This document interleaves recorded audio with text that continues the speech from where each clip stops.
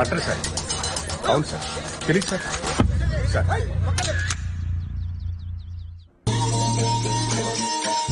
ఇతని పేరు సింహాద్రి నాయుడు. ప్రతి యుగంలో ఒక రాక్షసుడుంటాడు. అలాగే ఈ కర్నూలుకి వీడే బకాసురుడు. కర్నూల్ని ఇతని కనుసైగలతో భయపెడుతూ రాజకీయ నాయకుల అండతో ప్రజల్ని హింసిస్తూ ఒక ఆర్థిక శక్తిగా ఎదిగాడు. 1000 కోట్లు దోచుకుని రాజకీయంగా తిరుగులేని శక్తిగా మారాలన్నది సింహాద్రి నాయుడి ఆలోచన.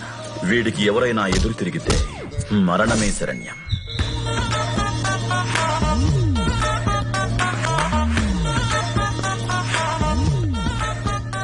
Good morning sir.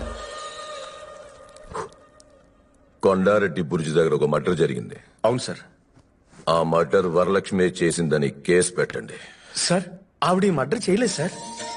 ఆవిడకి ప్రజల్లో చాలా మంచి పేరు ఉంది సార్. ఆవిడ మీద కేసు పెట్టాలంటే సాక్ష్యం చాలా బలంగా ఉండాలి సార్. బలమైన సాక్ష్యాలే క్రియేట్ చేయ. అర్థమైంది సార్.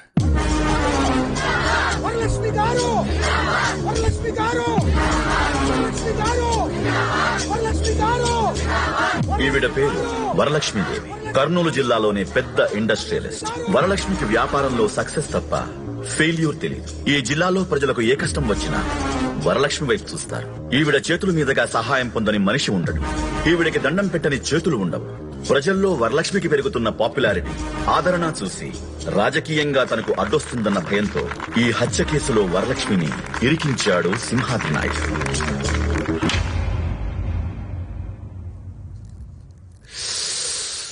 వరలక్ష్మి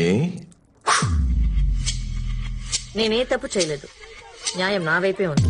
మీరందరూ నా పక్కన ఉన్నంత వరకు నాకేం కాదు. పోలీస్ వాళ్ళని వాళ్ళు డ్యూటీ చేస్తున్నారు.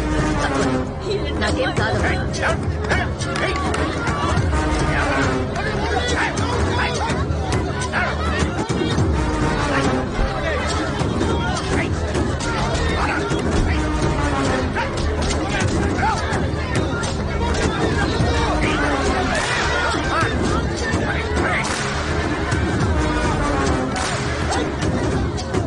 ఇప్పుడే కలుస్తాను. బాని అర్జెంట్ గా లాయర్ గారిని కలవడానికి ఏర్పాటు చేయి. అలాగే అమ్మా.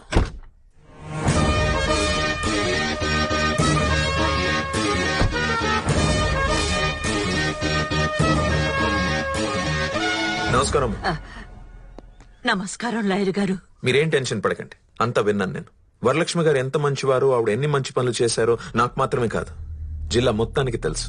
ఆవిడ నీ కేసు నుంచి నిర్దోషిగా బయటికి తీసుకురావడం నా బాధ్యత.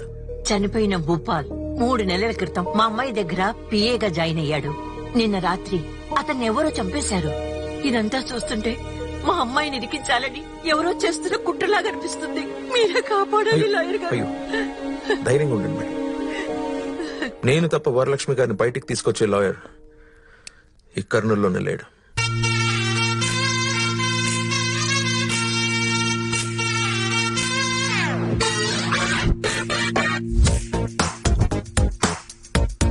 కనాల రామకృష్ణ బిఏపిఎల్.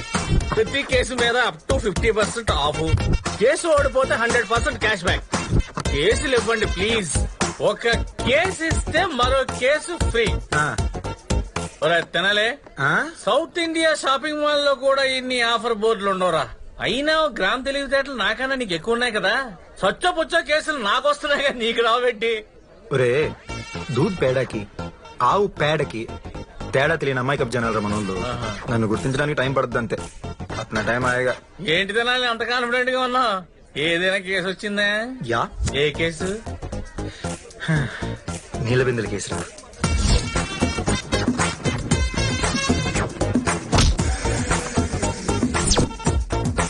అదేదో లంకి బిందులు కేసు అన్నట్టుగా చెప్తున్నావు. ఒరే, ఎంత పెద్ద మామిడి చెట్టు అయినా చిన్న మామిడి ట్యాంక్ లోంచి పుడతారా. కొన్ని టెంకలు టెంకల్లాగా ఉండిపోతాయి. నాకెందుకో నీ టెంక పగిలిపోద్దని స్ట్రాంగ్ ఫీలింగ్ రాసిందిగా. కాస్త జాగ్రత్త. అబే, అదిగో క్లయింట్ వచ్చేసాడు. ఆగిపోయేంటి? చూసాడు. అమ్మో, వెళ్ళిపోతున్నాడు. Sir sir sir sir sir మీరేంటి సార్ బ్యాంక్ వాళ్ళని చూసి విజయ్ మాల్యా పారిపోయినట్టు పారిపోతున్నారు. మనం ఇవాళ కేసు ఫైల్ చేయాలి. నేను లాయర్ని మార్చుకున్నానయ్యా. సార్ లాయర్ని మార్చుకోండి సార్. పొద్దున్నే స్నానం చేసేటప్పుడు నా నిర్ణయం మార్చుకున్నాను. స్నానం చేసినప్పుడల్లా మార్చుకోవడానికి అదేమన్నా అండర్వేరా? అయినా మీకు అండర్వేర్ వేసుకుని అలవాట్లేదు అనుకుంటాను. ఈడెవడయా నల్ల కొడుకంటే నల్లగొన్నాడు? కోర్టుకు వస్తాయా నువ్వు ఆగాల్సిందిగా నేను చూసుకుంటాగా. సార్ కుర్రాడు కదా కేసు వాదించాడు అనుకున్నారు కనుక నేను ఆర్గ్యుమెంట్ ని పెప్పర్మెంటా చెప్పిచ్చేస్తాను. అదే నేను లో పాయింట్ పెట్టాను అనుకోండి, అవతలోడు ప్యాంటు తడిసిపోవాల్సిందే. నేను ఒక్కసారి కోర్టు హాల్లో అడుగు పెట్టానా జడ్జికి జడ్జిమెంట్ నా వైపు ఇవ్వడం తప్ప వేరే ఆప్షన్ ఉండదు. నాకు నువ్వు వద్దయా. సార్ ఫీజు ఎక్కువ అవుతుందని ఫీల్ అవ్వకండి సార్. మా వాడి దగ్గర బోల్డ్ ఆఫర్లు ఉన్నాయి.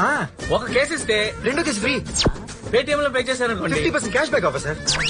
ఒకవేళ మా వాడు పూర్తిగా ఓడిపోయాడు అనుకోండి 100% క్యాష్ బ్యాక్ ఆఫర్. అందుకే కామోసు మీ కేసులు లేవు. విజయోస్తు.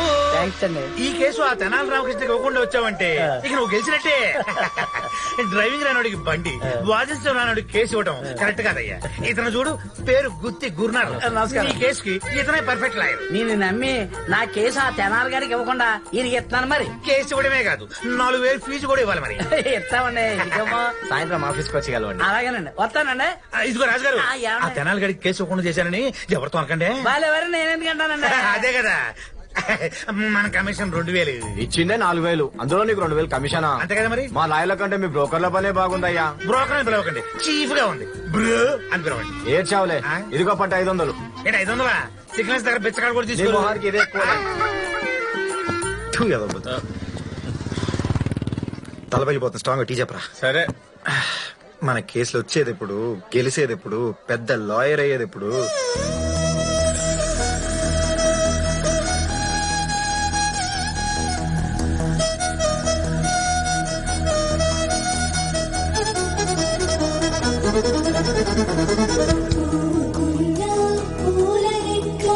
గొంతు కాసిందే తీయనైనా పాల చుక్క ముంచి వేసిందే ఈ హాయి కొత్తగా ఉన్నది ఈ ఏమండి? Hello, excuse me. పూల రెక్క గొంతు కోసిందే తీయనైనా పాల చుక్క ముంచి ఏమండి, జస్ట్ కొన్ని సెకండ్లు మిమ్మల్ని ఇలా చూసి అలా వెళ్ళిపోతాను.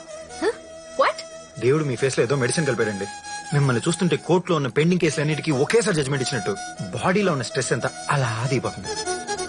హలో మిస్టర్, ఎలా కనపడుతున్నా మేము నీకు? ఆవిడని చూస్తుంటే మంచి హైబ్రిడ్ టమాటోలా ఉంది. మరి నేను జొమాటోలో ఫుడ్ ఆర్డర్ ఇచ్చి ఆవిరెవరు మన కక్కుర్తికి వచ్చేసి కస్టమర్ లా ఉన్నారండి. హలో, నా గురించి మీకు తెలీదు. నా ఆశయం జీవితాశయం వేరు. నేను కేసు మీద కేసు, కేసు మీద కేసు, కేసు మీద కేసు వాదించి లేడీ రామ్ జట్మలానిలా అవుతా, అంతేగా? అంతే. మీరు కూడా ఇలా అమ్మాయిలకి బిస్కెట్లు వేయడం మానేసి మంచి లాయర్ అవ్వడానికి ట్రై చేయండి. Okay, bye mister. ఏమండోయ్, మిస్టర్ కాదు, తెనాలి రామకృష్ణ, BABL. నేను అందరం అమ్మాయిలకి బిస్కెట్ వేయండి, మీకు మాత్రమే. ఏమే సావిత్రి, కోర్టులో నీ కొడుకు ఒక కేసు కూడా రావట్లేదంట కదా పాపం. మనే నాడిపోసుకోవడం తప్ప ఇంకేం పనిలేదా మీకు? అది కాదే, ఊళ్ళో జనాలందరూ మాట్లాడుకుంటుంటే అడిగాను. అయినా నీ కొడుక్కి లాయర్ ఉద్యోగం అవసరం అంటావా? అవసరం ఏంటంటే అవసరం. మా నాన్న ఎంత కష్టపడి మా అన్నయ్య లాయర్ చదివించాడో మాకు తెలుసు. చూస్తుండండి, మా అన్నయ్య ఒక రేంజ్కి వస్తాడు. నువ్వు